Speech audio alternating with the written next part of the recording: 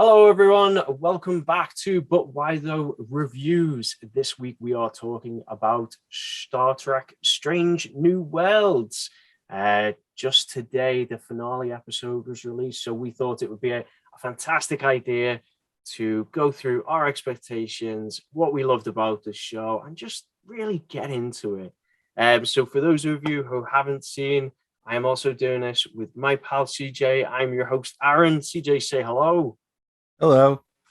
And let's get into it. So, Star Trek Strange New Worlds, a spin off from popular characters from season 2 of Star Trek Discovery, where they were jettisoned from the crew of the Discovery in a war to save the future.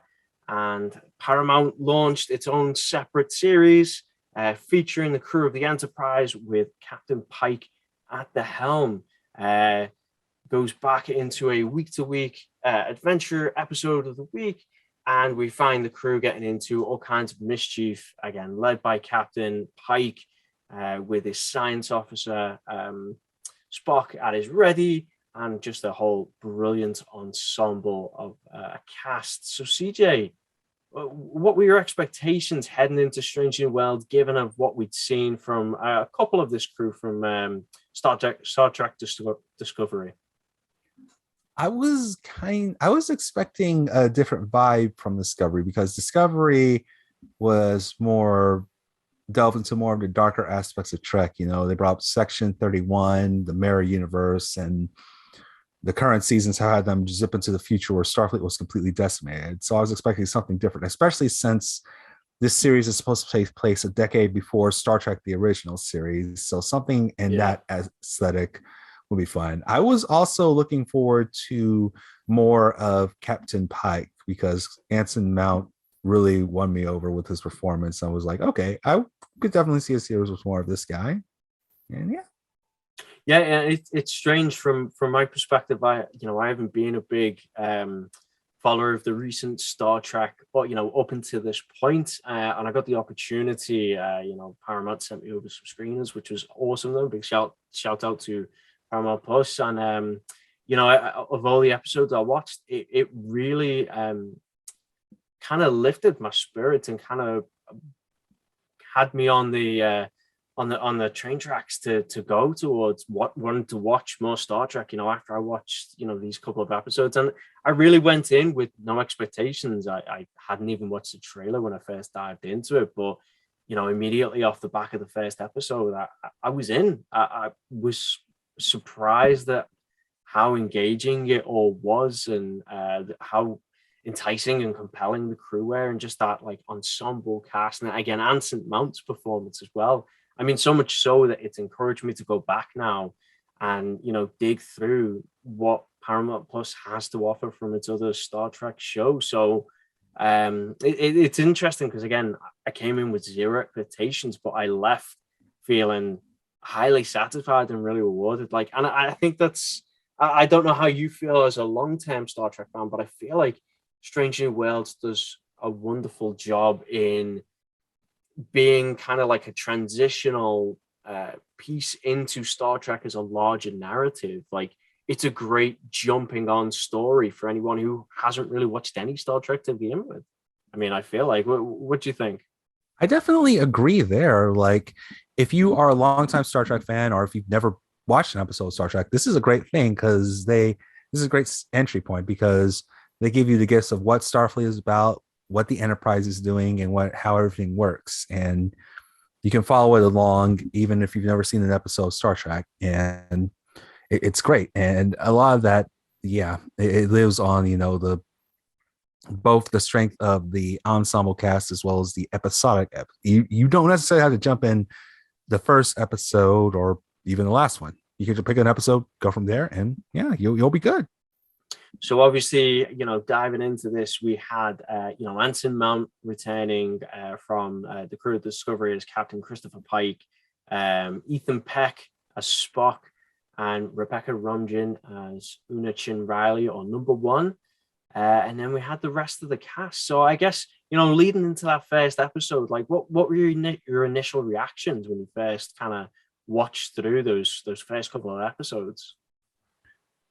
My first couple episodes was like, this is a really well knit cast. Like they interact really well with each other, and all these characters are really interesting. And it's fun to see where these characters are at their point of life. Like Pike is grappling with events of Discovery's second season, and that becomes his storyline through the season. And Spock has his classic struggle between the human half and his Vulcan half. Not to mention he's engaged, which is fun. And we get to see a different version of Nyota Uhura, played by Celia Rose Gooding. And this Uhura is not the confident, calm Uhura who's gotten the Enterprise out of jam. This is a Uhura who's questioning her place in Starfleet and her connection to the crew. And over time, that grows. And Uhura is kind of our entry point in this series, and I really like that.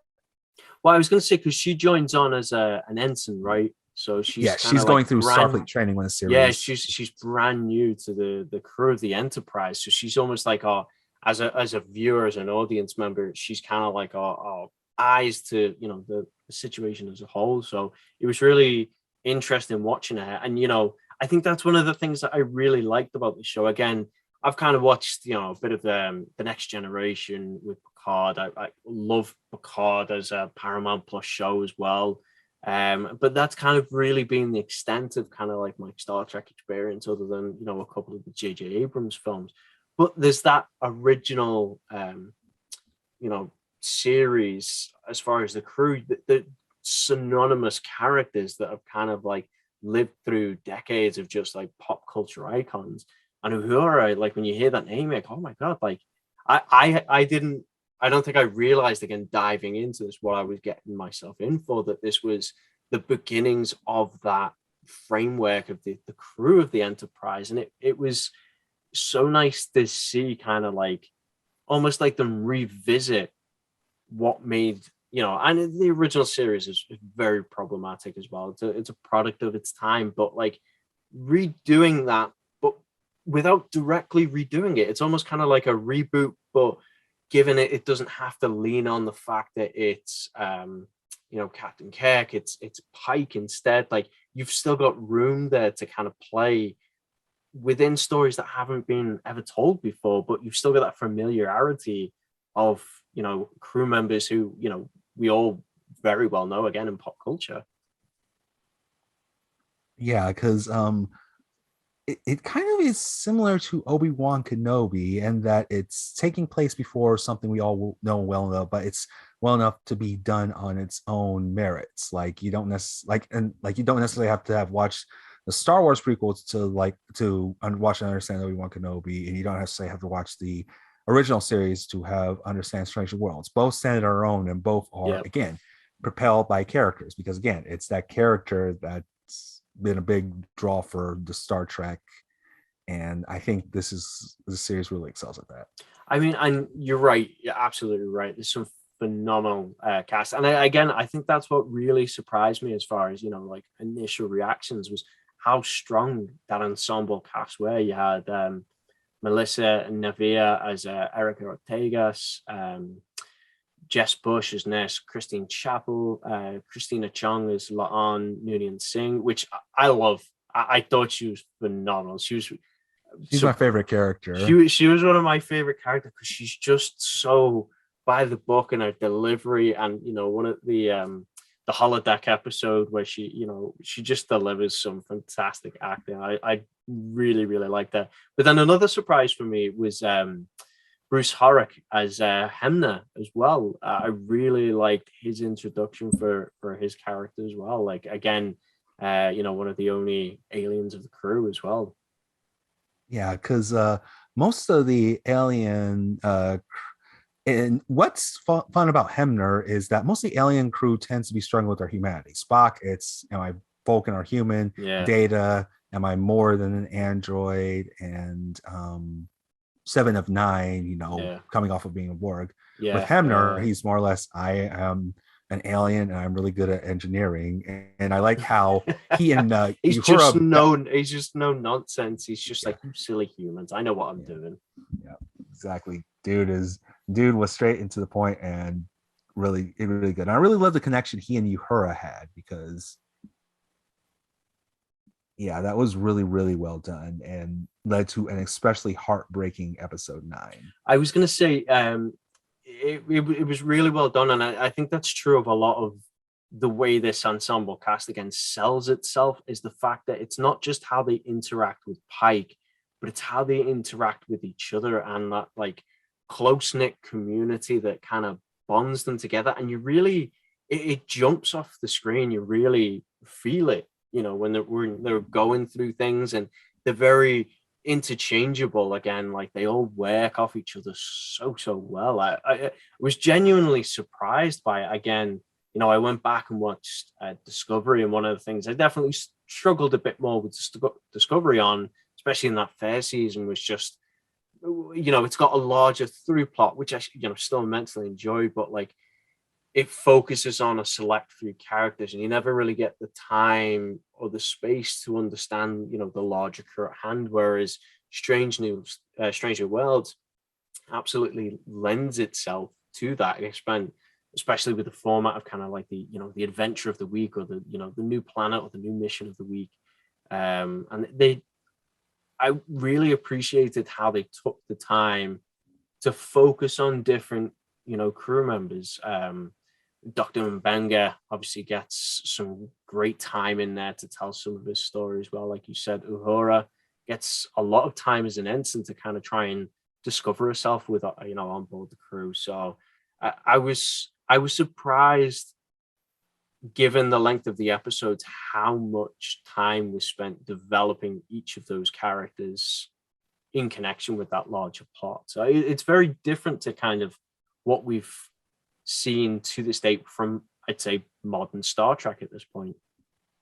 Oh yeah, because most of the shows, Discovery, Picard, and even Prodigy, have a serialized effort. It's like one big story, and each episode progresses the story. Here, it's more Adventure Week. Yeah, there are threads that get picked up on, such as Pike's whole dilemma and the general threat of the Gorn, but which that is great as well. And I love that you brought that up, because I mean, again, this is a non-spoiler review discussion, but like some of the episodes, they revisit things from classic Star Wars, but with a completely fresh look. And I really get the sense that there's a lot of like people behind the show and behind the making of it that are Star Trek fans. They care about the franchise, and they want to make it exciting and, like, you know, vibrant.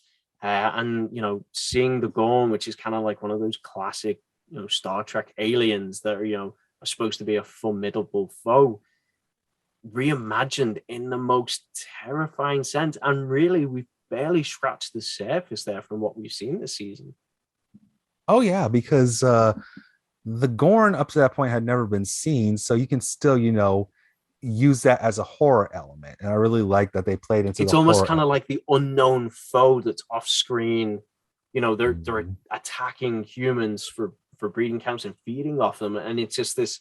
It's almost like this myth, like you don't see them, but it's always the threat.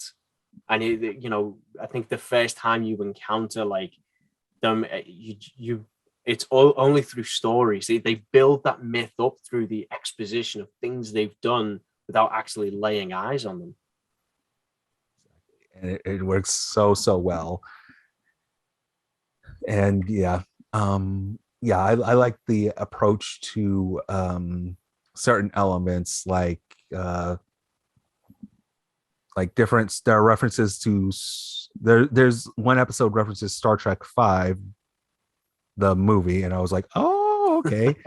and and again, there are more riffs on classic Star Trek tropes, like the holodeck malfunctions episode and the time travel You've got to episode. have a holodeck episode when it comes to Star Exactly, Wars. I because feel like it's just one of those episodes that has to go in there. It's almost kind of like just a classic part of the franchise at this point, as far as like the old school, like long form television shows as well. definitely. Yeah, so no, it's been really good. I mean, I genuinely enjoyed it, and it's been quite surprising. I mean, one of the things that I really struck me is just the aesthetics, the visuals of the Enterprise.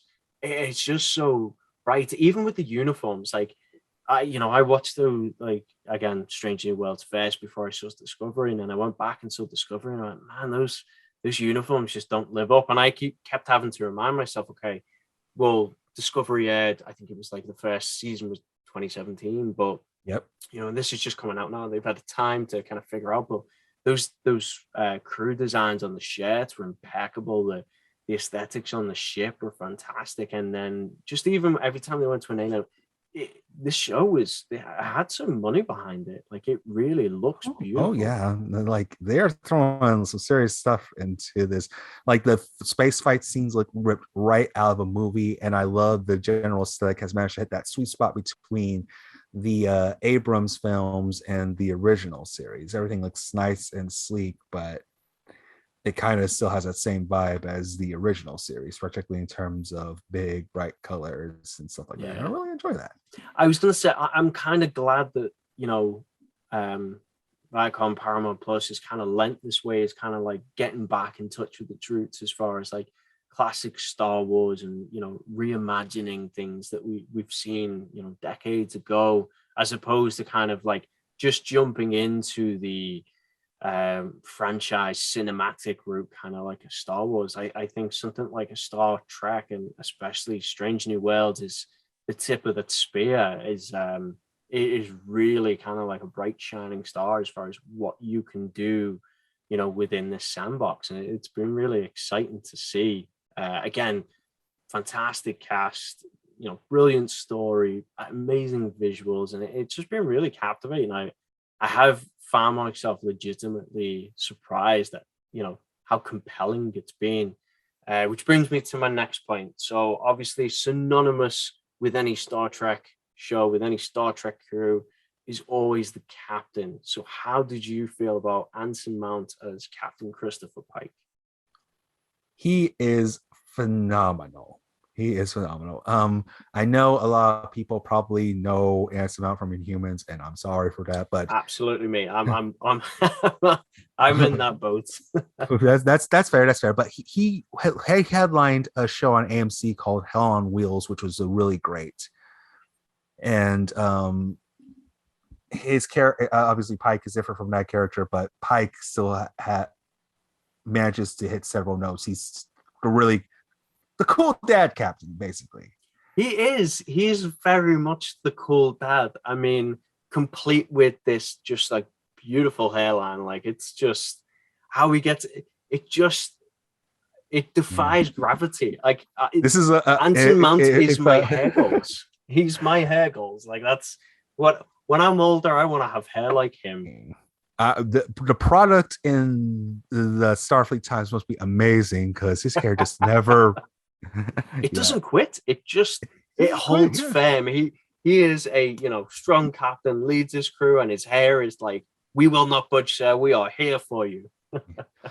But more than that, I like the approach that Mount took. He said that he wanted Pike to be more collaborative, and he incorporated, like he says he likes to cook a lot, and so he incorporated that into Pike's character. So you see Pike cooking meals for folks and inviting people to dinner, and I think that's really great because Starfleet that was a really compelling piece of the story, and especially his character development. Like he never acts like he's bigger than the crew or he knows more. You do get that very much collaborative sense, and it's interesting. I'd noticed the cooking thing. I didn't realize that was what Anson Mount had kind of himself had brought personally to the role. Yeah, I had read that in an interview. I was like, oh, okay, that makes sense. And it kind of fits with the whole aesthetic of Starfleet, sitting down, finding break, and people do that over meals. So yeah, perfect. Yeah, I was gonna say, and it kind of makes sense as well. Like you're on a ship that's only so large and you're in space consistently going from place to place. Like you'd imagine there's going to be a lot of that shared quality time. And I think oftentimes you see it, they're in the mess hall kind of like, and it's, some of the other crew, but like with the leadership staff as well, like you see them, within Pike's quarters. But there's a couple of scenes within each, quite a few different episodes where they have those same meetings. I think very early on in one of the first couple of episodes, Pike invites some of the ensigns, and they have like, it's almost like a big family dinner essentially. Yeah, he doesn't act like since he's the captain, I am above everybody. He generally wants to get to know people and generally talks to them. Yeah, And yeah, that goes same for all his enemies. He's willing to talk to the villains too, and just like, hey, let's talk this out. He's very compelling. He's very like engaging. Like he's just got this like charisma that just oozes. Like you want to listen to, and it's interesting because like I myself, I'm a massive Picard fan. I love Patrick Stewart. I've watched him in so many things, and when he speaks, like he commands a room. Like you listen, it's that instant respect. But Mount has that same vibe about him, but it's in a completely different delivery as far as that. Again, he's very charismatic. Like he's just very charming. Like he's a lot more down to earth and a lot more approachable. Like he smiles a lot. He's, again, you see him cooking in an apron, and he invites people to speak their mind. And it's a very different take on some of the captains we've seen from Star Trek in the past. But Anson Mount, like, I was surprised how well he pulls it off. And again, I knew him from Inhumans, and I feel terrible for judging him based on Inhumans because that's, the man has far more talent than I absolutely gave him credit for. I'm excited to see him do more with this as well. Definitely. Plus, he kind of got to see himself in Doctor Strange in the Multiverse of Madness, so I think it all evens out. Cosmic karma. Mhm. So, coming to the end of the review, CJ, what are your reasons to watch or not watch Strange New Worlds? My reason to watch Strange New Worlds is it is a great hook for longtime Star Trek fans as well as newcomers to the franchise. It captures the spirit of Star Trek, the pure, unalterated spirit. It has, and its ensemble cast is phenomenal. You will walk away lacking at least one character out of there, if not more. So great characters, great vibes, just a great starting point for anybody who wants to get into Star Trek or loves sci-fi. So yeah, really great watch. Absolutely, I fully agree with you. Again, for me, it was that jumping off point, and it's led to me watching multiple different iterations of Star Trek. I'm currently finishing up Discovery, and I can't wait to jump into Lower Decks, and it's all thanks to Strange New Worlds and the vibe it through. It really does a great job of kind of not. It has those elements for a long-term Star Trek fans, but it also has that inviting allure for new fans to say, "Hey, we've got something for you guys as well." Like, just because you're not like, we're not going to throw you into the deep end and expect everyone to know. And like you said, the ensemble crew, like, there is more than enough characters for you to walk away and like, yeah, there's a couple of people I like. And again, that's one of the fantastic things about this show is like it has such a strong ensemble, and the story itself takes the time for you to be able to get to know that ensemble cast as well. They're not just a captivating crew like that does well within their individual scenes. They do get their own, their time to shine as well. I mean, for me, Anson Mount definitely stands, head and shoulders above it as a captain should. He leads the way. But I was actually quite surprised at Ethan Peck as well. I really enjoyed his iteration of Spock. Spock's a very heavily done character in the Star Trek franchise at this point, so I did worry a little bit with him that it might feel a little overdone at times. But I think Peck has done a good job in making that role, his own, especially after Leonard Nimoy as well. So no, I was again just genuinely surprised. It's just fun. It really is an enjoyable escape. It's such a wonderful dive into just great sci-fi, really. I mean, Star Trek defined the generation, it defined that sci-fi generation decades and decades ago, and it's kind of reminding us why it has done that and why it's continued to capture such a big audience. So I'm glad. I really enjoyed this, and I cannot wait for season two. And I know you and I have talked offline that I think they just finished production on season two, right? That is correct. Yes, production on season 2 has wrapped, and so I guess we will probably be receiving more word sometime down the future, sometime in the future. So yeah. Awesome. Yeah, I can't wait. If you liked Star Trek Strange New Worlds, we would love to hear your thoughts in the comments, or you can join us in the Discord, where we have quite a few Star Trek fans in there that have been loving this show. And we'd love to hear your thoughts on what you thought of this wonderful series. CJ, where can the wonderful people find you and your writing? You can find me on Twitter at CJ Writes Things, and if you Google my name, you can find my writing at Collider slash film and IGN, as well as But Why Though. And I am also the co-host of Into the Spider-Cast, where with my co-host Swara, we talk all things Spider-Man. Epic. All right. And I have been Aaron. You can find me at British CPA on Twitter and Instagram. We really appreciate you tuning and listening in. Please go like, subscribe, retweet, review, whatever you can. It all helps, and we love your support. Make sure to check out the site, the YouTube channel, the Twitch, anything to keep the conversation going. And again, you can always find us in Discord chatting about the latest goings on in pop culture.